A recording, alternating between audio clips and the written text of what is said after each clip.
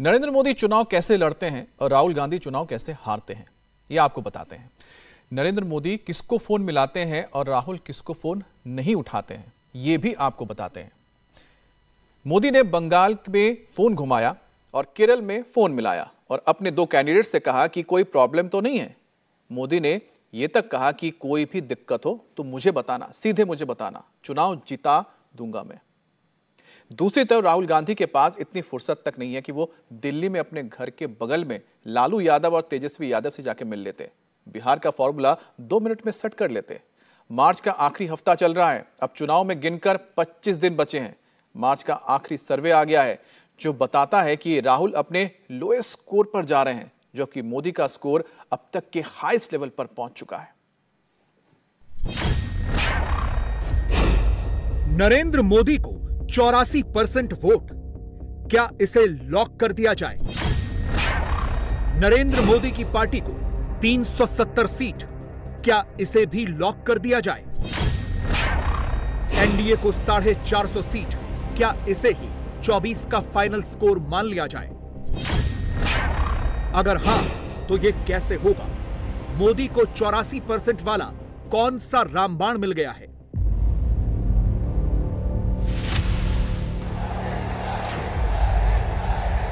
मोदी का ये 3 letter word वाला फॉर्मूला है। इस फॉर्मूले का नाम है RAL। ये राम मंदिर वाले प्रभु श्री राम नहीं है। इस रैम में R का मतलब हुआ रीगेन, A का मतलब हुआ अटेन और M का मतलब हुआ मेंटेन। और इसी में है एनडीए को 450 सीटों का सीक्रेट। मोदी को कितनी सीटें रीगेन करनी है या फिर से हासिल करनी है, कितनी सीटों पर अटेन यानी विरोधियों को टक्कर देनी है और कितनी सीटों पर खुद को मेंटेन यानी 19 की तरह बनाए रखना है,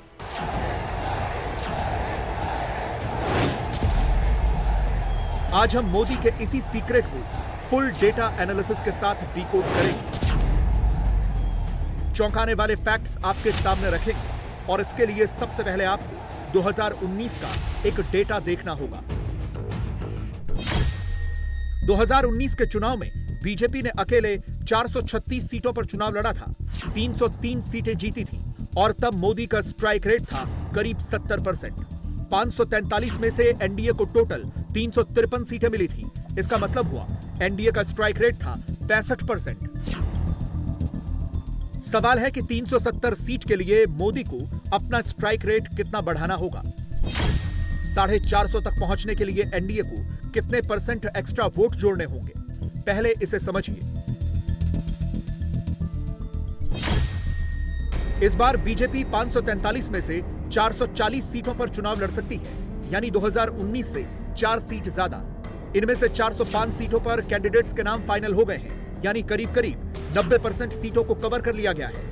इन 440 में से अगर मोदी को 370 सीटें हासिल करनी है तो मोदी को अपना स्ट्राइक रेट 2019 के 70% से बढ़ाकर 84% पर लेकर जाना होगा।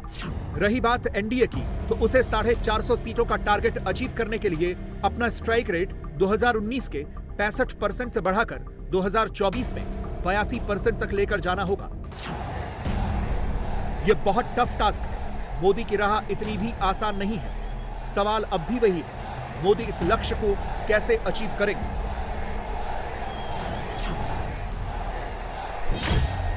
क्योंकि हिंदुस्तान के चुनावी इतिहास में 80% से ज्यादा का स्ट्राइक रेट सिर्फ एक बार किसी पार्टी को मिला है और वो साल था 1984, जब कांग्रेस ने 415 सीटें जीती थी।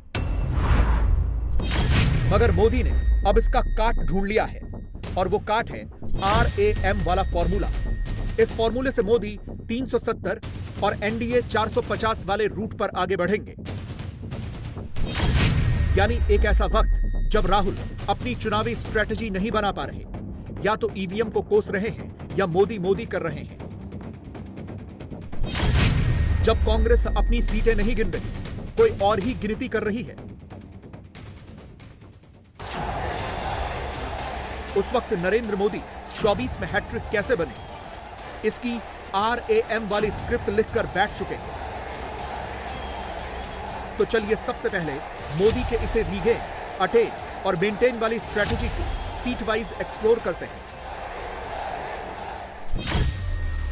2014 में बीजेपी ने 282 सीटें जीती। 3 दशकों में पहली बार किसी पार्टी ने लोकसभा चुनाव में आधी से ज्यादा सीटें जीती। 2019 में बीजेपी का ग्राफ 303 तक पहुंचा, मगर यहां एक ट्विस्ट है।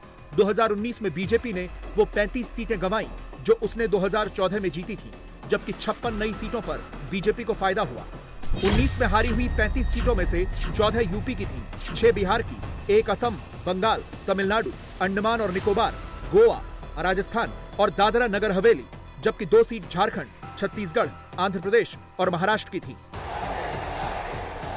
नोट करने वाली बात यह है कि 2019 में 35 में से 9 सीटें बीजेपी ने अपने सहयोगियों को दी थी, इसलिए कायदे से 2019 में बीजेपी को 26 सीटों का नुकसान हुआ।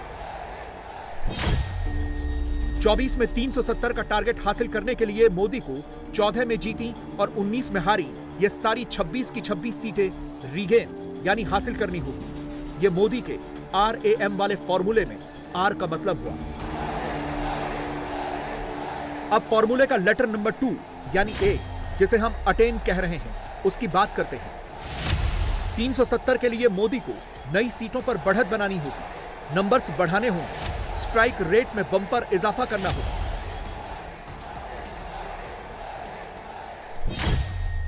2019 में बीजेपी 72 सीटों पर रनर अप यानी नंबर 2 पर थी। इन 72 में से 15 कांग्रेस ने जीती, 21 टीएमसी ने, 10 बीएसपी ने, 11 बीजेडी ने, 5 सपा ने जीती और बाकी बची 10 सीटें अन्य ने जीती। अगर 2024 में इन सभी 72 सीटों पर 10% वोट शेयर का स्विंग हुआ, यानी अगर बीजेपी को 5% वोट का जंप मिला और 19 में इन सीटों पर जीती हुई पार्टी को 5% का नुकसान हुआ, तो बीजेपी 72 में से कम 50 सीटों पर जीत सकती है। और अब आता है सबसे इंपॉर्टेंट M यानी मेंटेन फैक्टर।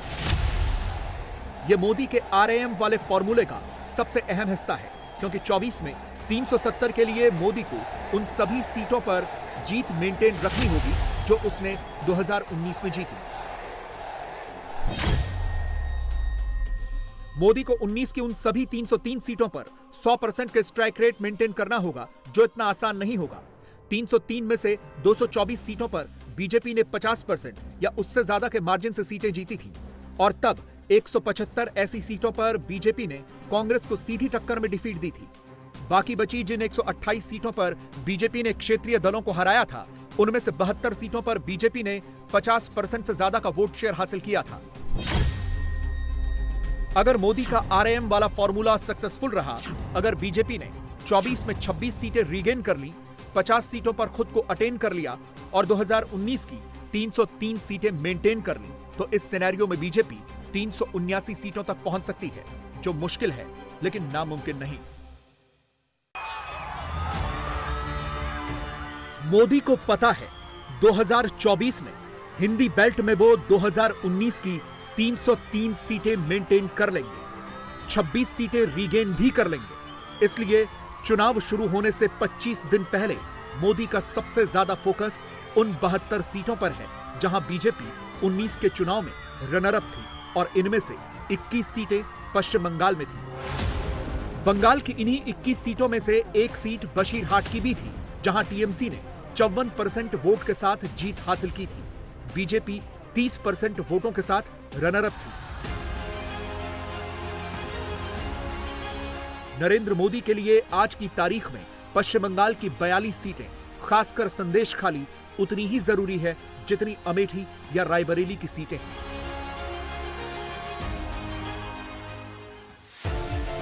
इसीलिए अब की बार बीजेपी ने बशीरहाट सीट से संदेश खाली की पीड़िता रेखा पात्रा को मैदान में उतारा है।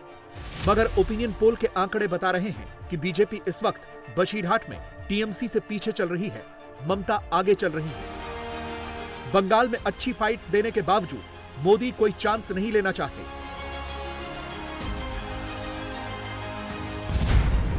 इसीलिए प्रधानमंत्री ने अभी से अपनी फोन लाइन खोल दी है और खुद पर्सनली एक-एक कैंडिडेट से कनेक्ट कर रहे हैं। कहां-कहां दिक्कत हो रही है, कहां मदद चाहिए, कितनी मदद चाहिए, सब पूछ रहे हैं। और 24 के लिए मोदी का यह पहला फोन कॉल गया है बशीरहाट से बीजेपी कैंडिडेट रेखा पात्रा को। नमस्कार प्रधानमंत्री जी, आपका बहुत धन्यवाद। आप एक बड़ा दायित्व निभाने जा रही है, इस समय कैसा लग रहा है? बहुत अच्छा लग रहा है और आपका हाथ मेरे सर पे है, मेरा संदेशखाली का माँ बहन के सर पे आपका हाथ, आप तो हमारे लिए भगवान समान है। लग रहा है राम जी हमारा साथ है और राम जी का हाथ हमारा सर पे है। ऐसा है, इन माताओं बहनों का हाथ मेरे सर पे है। मैं जानता हूं आप बंगाल की विपरीत राजनीतिक परिस्थितियों में प्रचार कर रही हैं। रेखा जी, मुझे पता लगा है कि बसीरहाट में जनता, विशेष रूप से महिलाएं, ये आपको बहुत स्नेह दे रही है और अब जब चुनाव के मैदान में उतरी है तो अब क्या वातावरण है? उनकी घर की बेटी हूँ मैं और उन्होंने मुझे चाहती है, ये सुनकर बहुत खुश हूँ मैं। और इलेक्शन पे उतर के हमें लग रहा है उनका पूरा सपोर्ट मिलेगा मुझे। आपका ये जो आत्मविश्वास है ना, आप जरूर दिल्ली पहुंचोगी और आप जरूर चुनाव जीत करके आओगी। रेखा जी, संदेश खाली में आपने इतनी बड़ी लड़ाई लड़ी है, आप एक प्रकार से शक्ति स्वरूपा है। आपने इतने ताकतवर लोगों को जेल भेज दिया। आपको अंदाजा है कि आपने कितने बड़े साहस का काम किया है। हमारा संदेशखाली की माँ बहन की पूरा सपोर्ट थी, इसलिए हम ये कर पाए सब, और उनकी सपोर्ट से आगे भी रास्ता चलेंगे हम। मैं आपको विश्वास दिलाता हूं कि मैं पूरी तरह आप लोगों के साथ रहूंगा। व्यक्तिगत रूप से भी मैं आप सबकी चिंता करूंगा। मोदी का फोन कॉल आने वाले दिनों में अभी कई और कैंडिडेट्स को जाएगा। यानी एक तरफ मोदी अपनी पार्टी के कैंडिडेट्स को मोरल सपोर्ट भी देंगे और पब्लिक का बम्पर वोट भी बटोरेंगे। और इसकी शुरुआत रेखा पात्रा से हो गई है। सोचिए, 2011 से रेखा पात्रा ने अपने मताधिकार का प्रयोग नहीं किया है, मगर अब मोदी ने वादा किया है कि तुम आगे बढ़ो, मैं तुम्हारे साथ हूं। और यह सिर्फ एक नाम नहीं है। मोदी ने दूसरा फोन कॉल केरल के अलाथुर से बीजेपी कैंडिडेट टीएन सरासू को मिलाया है। ये वही प्रोफेसर टीएन सरासू हैं जिनकी वामपंथी छात्र संगठन एसएफआई से जुड़े गुंडों ने रिटायरमेंट गिफ्ट के तौर पर उनकी कब्र बना दी थी। मगर अब मोदी ने फोन करके सीधे प्रोफेसर सरासू से पूछा है 24 का कैंपेन कैसा चल रहा है। प्रोफेसर सरसू जी, नमस्कारम, सुखमानो। Sugandhanne. How is your election campaign going on? It is very well going on. Yesterday I started. I am telling the people of Alathur, our Modi ji ka sankalp hai sabka saath sabka vikas. I told them I will also work for that, and I have Modi ji ki guarantee, so I will do whatever I could do. चुनाव से पहले मोदी अपने candidate से virtually भी जुड़ रहे हैं, दिशा निर्देश भी दे रहे हैं और चुनावी बिगुल फूंकने के लिए पहली रैली की डेट भी फिक्स कर दी है। वो तारीख है 30 मार्च, जब मोदी मेरठ में होंगे। मंच पर चौधरी जयंत भी होंगे। मेरठ से बीजेपी के कैंडिडेट अरुण गोविल भी दिखेंगे और रामलहर का असर भी मेरठ से यूपी के हर जिले तक, देश के कोने कोने तक पहुंचेगा। मोदी का वोट तेजी से बढ़ेगा। मैं जो करता रहा आज तक, वो एक तरह से आप कह सकते हैं कि वो भी सेवा का एक रूप था, और अब ये लोगों की सेवा का, हमारे भाइयों बहनों की सेवा का एक दूसरा रूप अब यहाँ से शुरू होगा। तो अच्छा लग रहा है। जो काम पहले करता था वही अभी भी करूँगा, हालांकि बस रूप उसका बदल जाएगा। और अपनी जगह से कितना लगाव होता है, कितना जुड़ाव होता है, ये सब आप जानते हैं। मैं 2-3 साल पहले लास्ट टाइम जब मेरठ गया था, तो वहाँ के मतलब आज जब से ये हुआ है कि मुझे मेरठ से चुनाव लड़ना है, तब से वहाँ का मेरा पुराना घर, मेरे जिन गलियों में, जिन कूचों में, जिन स्कूल्स में मैं पढ़ा हूँ, वो सारे मेरी नज़रों के सामने जो है वो घूम रहे हैं।